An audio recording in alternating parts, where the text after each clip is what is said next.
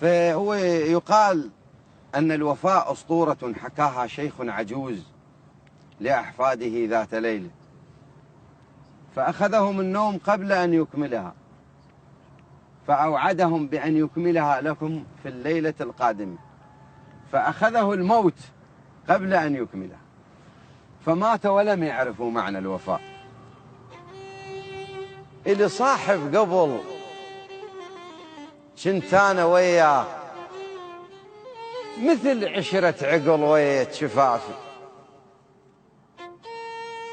اللي صاحب قبل كنت أنا وياه مثل عشرة عقل ويا شفافي، يصعد بالنفس ويدور بالروح ما بين الضلع والقلب غافي.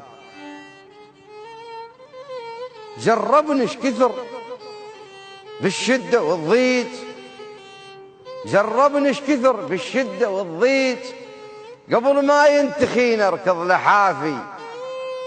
قالوا للربع عم انت غلطان، قالوا للربع عم انت غلطان، يا معوض صديقك ما يوافي.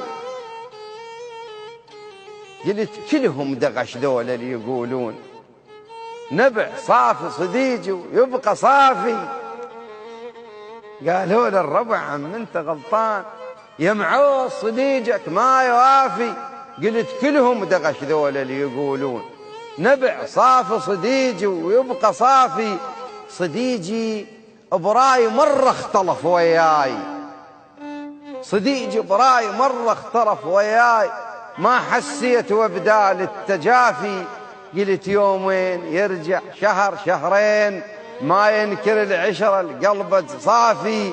الزعل مثل الورم قالوها عقال، الزعل مثل الورم قالوها عقال، فترة وترجع عليه العوافي. شو طال التجافي وطال الفراق، ولا وتش السفن على المرافي.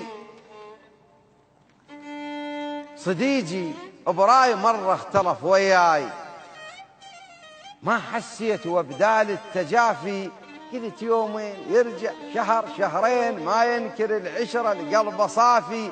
الزعل مثل الورم قالوها عقال، فترة وترجع عليه العوافي. شو طال التجافي وطال الفراق، ولا وتشت سفن على المرافي. قلت للروح قوم الروح لليوم وقل الغيخ، قلت للروح قوم الروح لليوم وقل الغيخ، اختلافك واختلافي.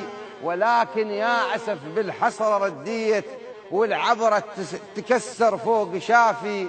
قريت الفاتحة للعشرة وياه جقارة ووصلت الحلق المطافي، وإلى كل الحكى وعمانة غلطان، حكيكم صدق واحكيها بقوافي، حكيكم صدق واحكيها بقوافي. الله، وإن شاء الله توصل لك يا قوافي.